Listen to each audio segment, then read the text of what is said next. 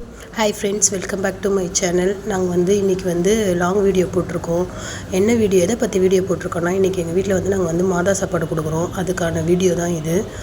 காலையிலேயே நாங்கள் எந்திரிச்சு பெசநகரில் வேளாங்கண்ணி மாதாம்மா கோயிலுக்கு வந்து கிளம்பிட்டோம். இப்போ பார்த்திங்கன்னா மாதா கொடியை விட சீசன் இது. அதனால் வேளாங்கண்ணியில் ஒரே கூட்டம். நாங்கள் வந்து சாமி கும்பிட்டுட்டு அதுக்கப்புறம் வீட்டில் வந்து சமைக்கணுன்றதுக்காக நாங்கள் வந்து சீக்கிரமாகவே கிளம்பிட்டோம்.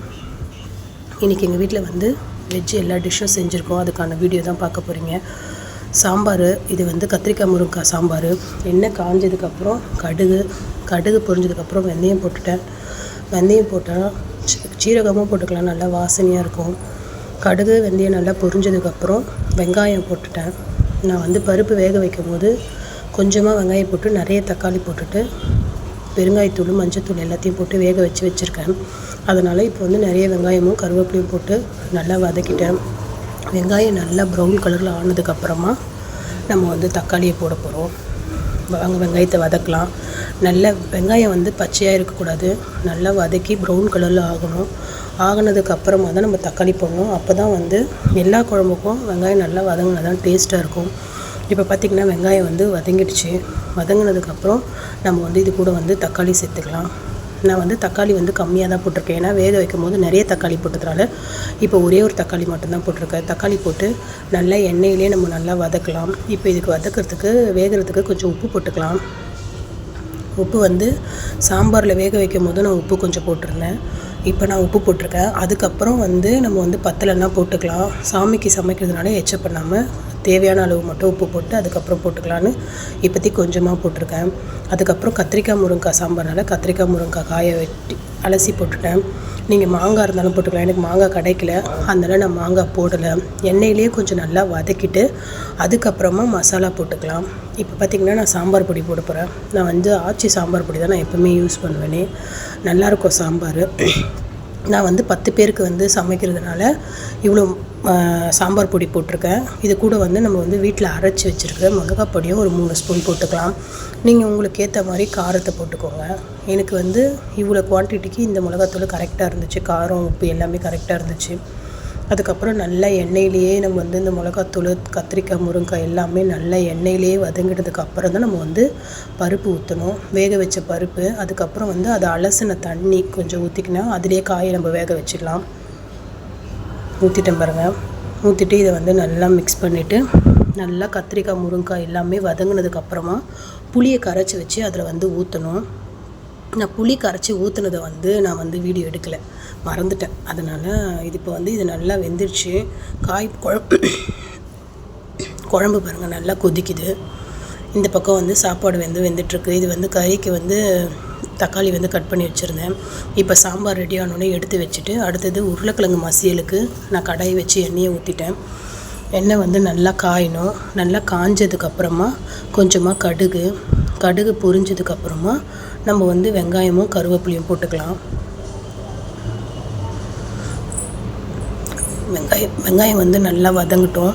நல்லா வதங்கினதுக்கு அப்புறமா தான் நம்ம வந்து இஞ்சி பூண்டு பேஸ்ட் போடணும். ஒரு சிலவங்க தக்காளி போடும் போது இஞ்சி பூண்டு பேஸ்ட் போடுவாங்க. ஆனால் நாங்கள் வந்து வெங்காயத்தை வதங்கும் போதே நாங்கள் வந்து இஞ்சி பூண்டு பேஸ்ட் போட்டு தான் வதக்கிட்டு அதுக்கப்புறம் தான் தக்காளி போடுவோம். 4 பச்சை மிளகா போட்டிருக்கேன். உங்களுக்கு காரத்துக்கு ஏற்ற மாதிரி நீங்கள் வந்து பச்சை மிளகா போட்டுக்கோங்க. நாங்கள் வந்து புதுசாக சேனல் ஸ்டார்ட் பண்ணியிருக்கோம் ஃப்ரெண்ட்ஸ். எங்களுடைய சேனல் பேர் வந்து KH Vlogs. உங்களுக்கு பிடிச்சிருந்தால் லைக் பண்ணுங்கள், ஷேர் பண்ணுங்கள், சப்ஸ்கிரைப் பண்ணுங்கள் ஃப்ரெண்ட்ஸ். எங்கள் வீடியோவுக்கு சப்போர்ட் பண்ணுங்கள். இப்போ வந்து வெங்காயம் வந்து நல்லா வதங்கிடுச்சு. அதுக்கு வந்து வெங்காயம் வந்து எப்பவுமே எல்லாத்துக்குமே வந்து அதிகமாக போட்டு தக்காளி கம்மி பண்ணணும். ரசத்துக்கெலாம் வந்து தக்காளி தான் அதிகமாக போடணும். இப்போ உப்பு போட்டு நல்லா வதக்கிக்கலாம். நல்லா வதக்கி நல்லா தொக்கு மாதிரி ஆனதுக்கப்புறமா தான் நம்ம பச்சை பட்டாணி போட போகிறோம். நான் வந்து உருளைக்கிழங்கு ஆல்ரெடி வேக வச்சு தோலெல்லாம் உரிச்சிட்டு நல்லா மசிச்சு வச்சுருக்கேன். அதுக்கப்புறம் நல்லா தொக்கு மாதிரி ஆனதுக்கப்புறம் பச்சை பட்டாணி போட்டேன் நான். இது வந்து ஃப்ரோசன் பச்சை பட்டாணி தான், நீங்கள் ஃப்ரெஷ்ஷாக இருந்தாலும் வாங்கி போட்டுக்கோங்க. மிளகாத்தூள், இது வந்து வெறும் மிளகாத்தூள். வீட்டில் போட்டு மிளகாத்தூள் வந்து தனியாத்தூள் இருக்கும், அதனால் நான் வந்து வெறும் மிளகாத்தூள் யூஸ் பண்ணியிருக்கேன். மிளகாத்தூள் கூட வந்து கொஞ்சம் மஞ்சத்தூளும் கொஞ்சம் போட்டுக்கிட்டேன். இது எல்லாமே அளவு வந்து எனக்கு வந்து தெரியணுன்றதுக்காக தான் நான் பேக்கெட்டில் வாங்கி போடுறேன். பச்சை பட்டாணி போட்டு கொஞ்சம் தண்ணி ஊற்றி இப்போ நல்லா பச்சை பட்டாணி வெந்ததுக்கு அப்புறமா நம்ம வந்து உருளைக்கிழங்கு வேக வச்சு மசிச்சதை அப்படியே போட்டுக்க போகிறோம். பச்சை பட்டாணி வந்து வேகாத போட்டுறக்கூடாது. அதனால தான் கொஞ்சம் வெந்ததுக்கு அப்புறமா நம்ம உருளைக்கிழங்கு போடுறோம். உருளைக்கிழங்கு போட்டதுக்கப்புறம் ரொம்ப இதுவாகிடும். ஆல்ரெடி அது வந்து மசிச்ச மாதிரி தான் இருக்குது. அதுக்குள்ளேயே சைட் பை சைட் சாமி ஃபோட்டோவெல்லாம் போய் க்ளீன் பண்ணிட்டோம். க்ளீன் பண்ணிட்டு திரும்பவும் அடுப்புக்கு வந்துட்டு எல்லாத்தையும் பார்த்தோன்னே பச்சை பட்டாணி வந்து வெந்துடுச்சு. வெந்ததுக்கப்புறம் வேக வச்ச உருளைக்கிழங்கு வந்து அதில் நான் சேர்த்துக்கிறேன். நல்லா சேர்த்துட்டு பட்டாணியாக ஆல்ரெடி வெந்தது, தக்காளி வெங்காயமும் நல்லா வதங்கினது, எண்ணெயிலேயே மிளகாத்தூளையும் வதங்கினது, உருளைக்கிழமையும் வேக வச்சது எல்லாமே வந்து நம்ம வந்து வெந்ததுக்கு அப்புறம் தான் போட்டிருக்கோம். அதனால் ஒரு பெரட்டி இதை இறக்கிட்டோன்னு வச்சுக்கோங்க, நம்மளுக்கு வந்து உருளைக்கிழங்கு தொக்கு வந்து ரெடி ஆகிடும். இதை வந்து நான் வந்து வேறு பாத்திரத்துக்கு மாற்றி வச்சுட்டு இதே பாத்திரத்தை கழுவி திரும்பவும் வந்து நான் வந்து சிக்கன் தொக்கு செய்ய போகிறேன். அந்த பாத்திரத்தை கழுவிட்டு திரும்பவும் எண்ணெய் ஊற்றிட்டேன். எண்ணெய் வந்து கொஞ்சம் நல்லா காயிட்டோம். நல்லா காய்ஞ்சதுக்கப்புறம் நீங்கள் வந்து வெங்காயம் கருவேப்பிலை போட்டுக்கோங்க. ஒரு சிலவங்க பட்டை லவங்கெல்லாம் போடுவாங்க, ஆனால் நாங்கள் அதெல்லாம் போட மாட்டோம். வெங்காயம் வந்து நிறைய போட்டுக்கோங்க. ஒரு 5 வெங்காயம் போடுறீங்கன்னா 2 தக்காளி போடுங்க. அப்போ தான் வந்து கறிக்கு வந்து நல்ல டேஸ்ட்டு கொடுக்கும். இப்போ மீன் குழம்புனா தக்காளி கொஞ்சம் அதிகமாக போட்டுக்கினா புளி டேஸ்ட்டு நல்லாயிருக்கும். ஆனால் வந்து சிக்கனுக்கு வந்து அப்படி சல்லுன்னு இருக்கும் டேஸ்ட்டு. அதனால் வெங்காயம் கூட போட்டுக்கோங்க, தக்காளியை கம்மி பண்ணிக்கோங்க. நல்லா வெங்காயம் வந்து நல்லா வதங்கட்டும். கண்ணாடி பதம் இல்லை, நல்லா ப்ரௌனிஷாக இது பாருங்கள், இந்த மாதிரி வதங்கணும். பக்கத்தில் வந்து நான் வந்து பால் வச்சுருக்கேன். பால் வந்து பாயாசத்துக்கு.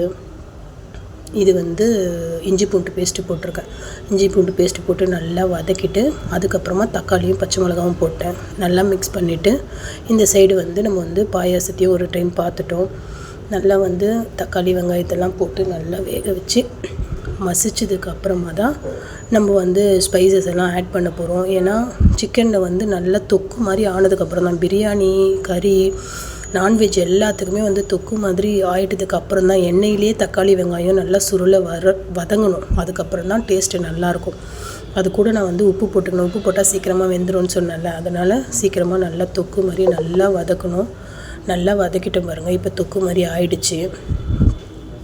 இப்போ நான் வந்து இதில் வந்து நான் வந்து சிக்கனை போட்ட கிளிப்பை வந்து நான் எடுக்கலை, மறந்துட்டேன். அது மஞ்சத்தூள் ஆல்ரெடி நான் சிக்கன் வேக சிக்கனை வந்து கழுவும் போது நான் வந்து மஞ்சத்தூள் போட்டு தான் கழுவி வச்சுருக்கேன்.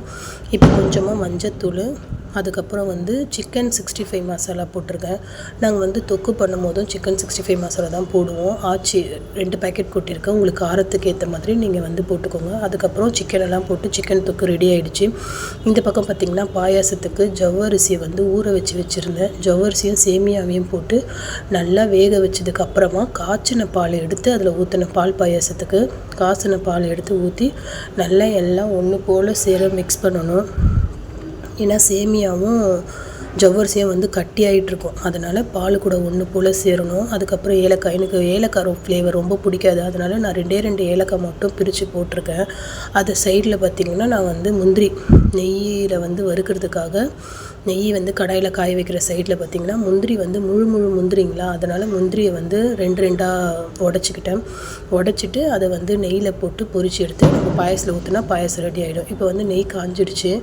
அதுக்கப்புறம் நான் வந்து நல்லா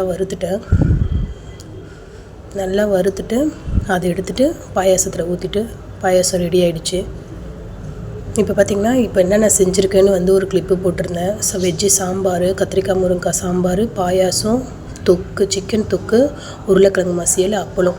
அதுக்கப்புறம் எங்கள் வீட்டில் இலை போட்டு சாப்பாடு போட்டாச்சு. எங்கள் வீட்டில் வந்தவங்க எல்லாருமே வந்து எங்கள் ரிலேஷன் எல்லாமே வந்து மாதாஸுக்கு சாம்பிராணி போட்டுட்டு எல்லாருமே சாப்பாடு சாப்பிட்டுட்டு கிளம்பிட்டாங்க. இது வந்து நாங்கள் எப்போவுமே வேளாங்கண்ணி போகிறதுக்கு முன்னாடி நாங்கள் வந்து எப்போயுமே மாதா சாப்பாடு கொடுத்துட்டு நாங்கள் வேளாங்கண்ணிக்கு போவோம். இந்த மாதம் பார்த்திங்கன்னா வேளாங்கண்ணி மாதா அம்மாவுக்கு வந்து கொடி, அடுத்த மாதம் வந்து தேர். அதனால் நாங்கள் எப்போயுமே வந்து நாங்கள் மாலை போட்டுட்டு நாங்கள் கோயிலுக்கு போகிறது வழக்கம். அப்புறம் எங்கள் வீட்டில் எல்லாருமே ஒருத்தராக நான் வந்து இதுதான் எல்லா வீடு ஃபுல்லாக வெளியில் எல்லா இடத்துலையும் நான் வந்து சாம்பிராணி போட்டுட்டு அதுக்கப்புறம் எல்லோரும் சாப்பிட்டுட்டு எல்லாத்தையும் முடிச்சுட்டு வீடை க்ளீன் பண்ணியாச்சு. இந்த வீடியோ பிடிச்சிருந்தால் லைக் பண்ணுங்கள், ஷேர் பண்ணுங்கள், சப்ஸ்கிரைப் பண்ணுங்கள் ஃப்ரெண்ட்ஸ். தேங்க்யூ.